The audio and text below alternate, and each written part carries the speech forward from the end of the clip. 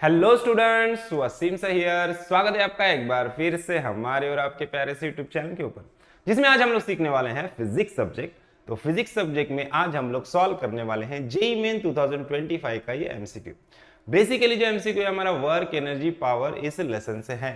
तो चलो directly problem की स्टेटमेंट की तरफ बढ़ते। देखो क्या दिया है, a block of mass 2 kg, एक 2 kg का ब्लॉक है, attach to one end of a massless spring, है ना। जो स्प्रिंग है हमारा वो मासलेस है, तो स्प्रिंग का मास नहीं कंसिडर होगा।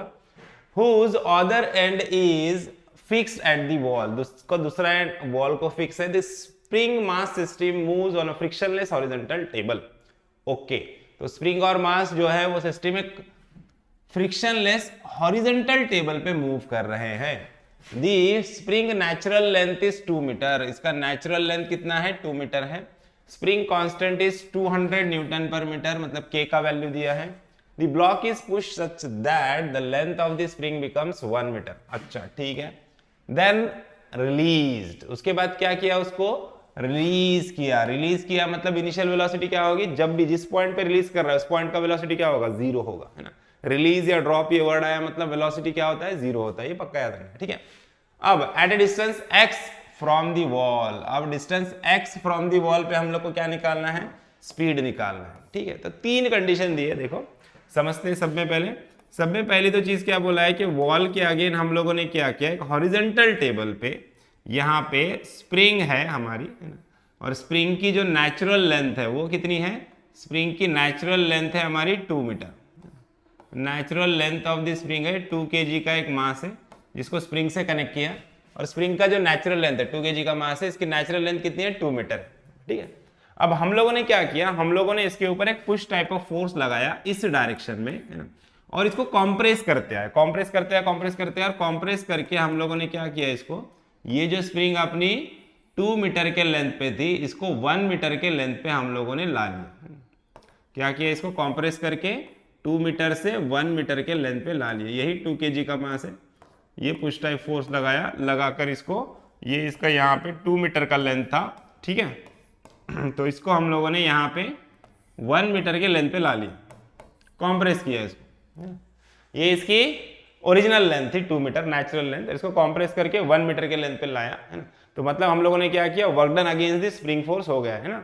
तो अब यहाँ पे क्या होगा, अब यहाँ से इसको रिलीज किया गया, यहाँ से इसको रिलीज किया मतलब यहाँ पे इसकी जो वेलोसिटी रहेगी ये वाली, ये वेलोसिटी रहेगी जीरो। इसको इनिशियल कंडीशन माने, ये वेलोसिटी जीरो, ठीक है।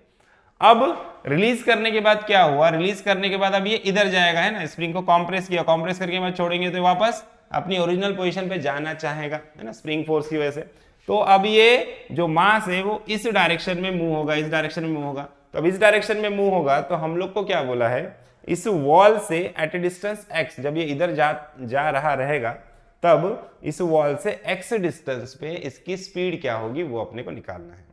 ऑब्वियसली जो x डिस्टेंस है वो 2 मीटर से कम होगा क्योंकि 2 मीटर नेचुरल लेंथ है ना।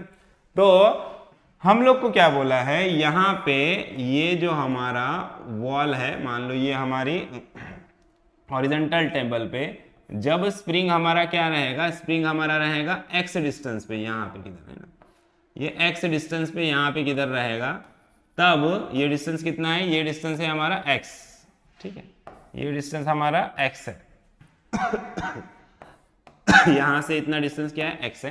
तो वॉल से x डिस्टेंस पे इसका स्पीड कितना रहेगा वो अपने को निकालना है, v निकालना है। ये इनिशियल कंडीशन है u, ये फाइनल कंडीशन है जिसका v अपने को निकालना है, स्पीड हम लोग को निकालना है एट ए डिस्टेंस x पे, ठीक है। तो सिंपल है, देखो क्या करेंगे हम लोग, total energy at this point is equal to total energy at this point करेंगे, law of conservation of energy का यूज करेंगे, ठीक है। चलो वही करते हैं। k की वैल्यू दी है अपने को और स्प्रिंग कांस्टेंट k कितना दिया है अपने को, k का वैल्यू दिया है 200 न्यूटन पर मीटर, है ना। अब ये अपना इनिशियल कंडीशन मान लेते हैं, है ना, और ये अपना फाइनल कंडीशन मान लेते हैं ना। तो total energy at 1 point is equal to total energy at 2 point. अब क्योंकि हम लोग सिर्फ हॉरिजॉन्टल लेवल पे ही मूव कर रहे हैं, ऊपर या नीचे नहीं जा रहे, तो ग्रेविटेशनल पोटेंशियल एनर्जी में कोई भी चेंज नहीं होगा। एक हॉरिजॉन्टल टेबल पे ही सब हो रहा है, हॉरिजॉन्टली मोशन हो रहा है, वर्टिकली अपवर्ड या डाउनवर्ड मोशन हो ही नहीं रहा है। तो यहाँ पे ग्रेविटेशनल पोटेंशियल एनर्जी हर कंडीशन में जीरो है, ठीक है। तो टोटल एनर्जी में क्या क्या आएगा, kinetic energy at point 1 plus spring की पोटेंशियल एनर्जी आएगी, potential energy at point 1, potential energy में स्प्रिंग का पोटेंशियल एनर्जी आएगा।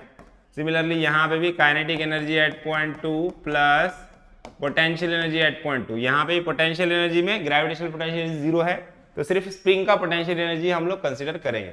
अब यहाँ पे देखो, यहाँ पे पोटेंशियल एनर्जी, यहाँ पे काइनेटिक एनर्जी क्या होगी 0, क्योंकि u 0 है, इनिशियल वेलोसिटी 0 मतलब काइनेटिक एनर्जी 0, यहाँ पे काइनेटिक एनर्जी 0 है। पोटेंशियल एनर्जी क्या हो जाएगी, किसकी पोटेंशियल एनर्जी लेना है, स्प्रिंग की। पोटेंशियल एनर्जी ऑफ स्प्रिंग क्या रहेगी अपनी, हाफ इंटू के इंटू डेल्टा एक्स स्क्वायर। अब ये डेल्टा एक्स क्या होता है, डेल्टा एक्स मतलब change in length of the spring, spring का लेंथ कितना चेंज हुआ, कितना कॉम्प्रेस हुआ है वो देखना है।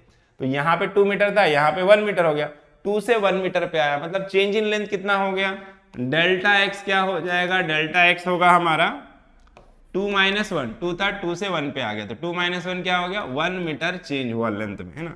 तो लेंथ में चेंज हुआ 1 मीटर। उसके बाद काइनेटिक एनर्जी एट पॉइंट 2, अब यहाँ से यहाँ पे एक्स पॉइंट पे, यहाँ पे इसकी कुछ ना कुछ वेलोसिटी रहेगी v, जो अपने को निकालना है, स्पीड, है ना। तो काइनेटिक एनर्जी एट पॉइंट 2 क्या रहेगा, half into M into V square, ये v का वैल्यू निकालना है, plus potential energy at point 2, मतलब यहाँ पे इसका पोटेंशियल एनर्जी कितना है, कौन सा पोटेंशियल एनर्जी आएगा, स्प्रिंग का पोटेंशियल एनर्जी आएगा, है ना। ग्रेविटेशनल पोटेंशियल एनर्जी तो 0 है, बिकॉज हॉरिजॉन्टल लेवल पे चल रहा है।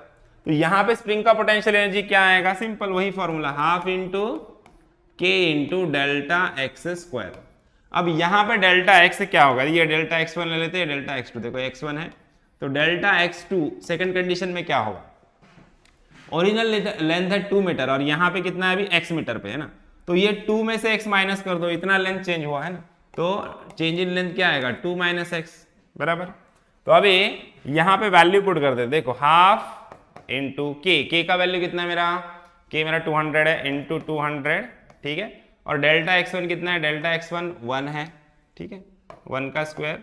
उसके बाद हाफ इंटू एम, मास कितना है 2 kg है, यहाँ पे दिया, m into V square, V अपने को निकालना है, प्लस हाफ इंटू के कितना है मेरा 200 है ना, के हाँ 200 है।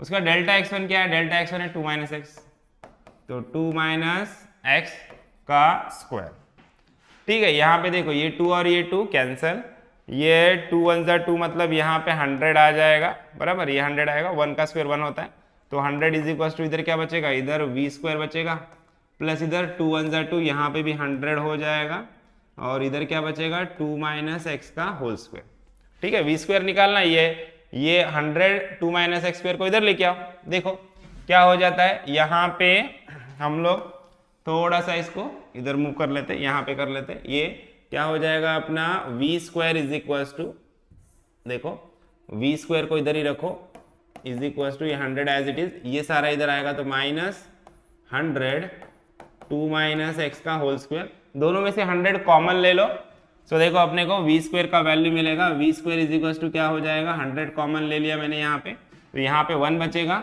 1 माइनस यहाँ से भी 100 चला गया, इधर क्या बचेगा 2 - x का होल स्क्वायर, ठीक है।